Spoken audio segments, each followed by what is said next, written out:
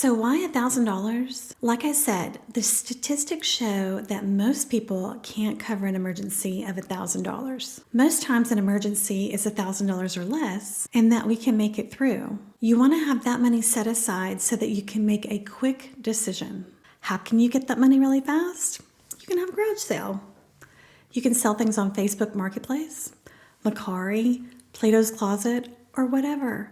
There's so many things that you can find if you just take a moment to look, take a moment to think about it, and you're not in an emergency state of mind. What can I do? How can I save? If you already have a savings account, you want to get that fund to $1,000. And then you want to make sure that it's not too easily accessible so that you're tempted to use it. You also want to make sure that you don't have the overdraft protection turned on. You're going to turn that off because if you overdraft your checking account, you don't want it to pull out of your emergency fund and ruin all of your hard work.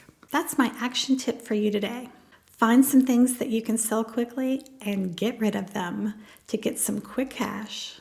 That also falls into the category of minimalism as well, which is one of my favorite subjects. And get that emergency fund set up. Let me give you an example of what happened to me and my husband. We've been in our home for 25 years, and last year we have a fully funded emergency fund. We've had that for a while. Last year we had to replaster our pool because there was like a hole or something happening to it. We had to do it and it was like $7,000.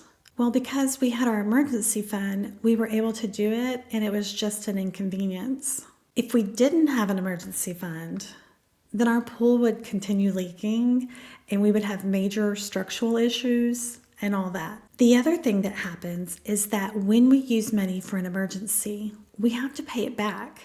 We had to save back up to our balance of our emergency fund that we feel is good for us. The next little emergency pain is that our cold water pipe in our kitchen broke and it flooded our kitchen and the garage, and I completely freaked out.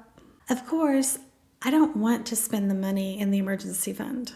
I was asking my husband, do we have to spend it? Do we have to spend it after we worked so hard to build it? But it was there, and I was able to just pay a $3,500 bill with my debit card. And the plumbing company was able to repair it immediately.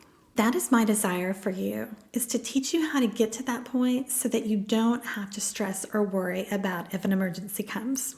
Because it will happen.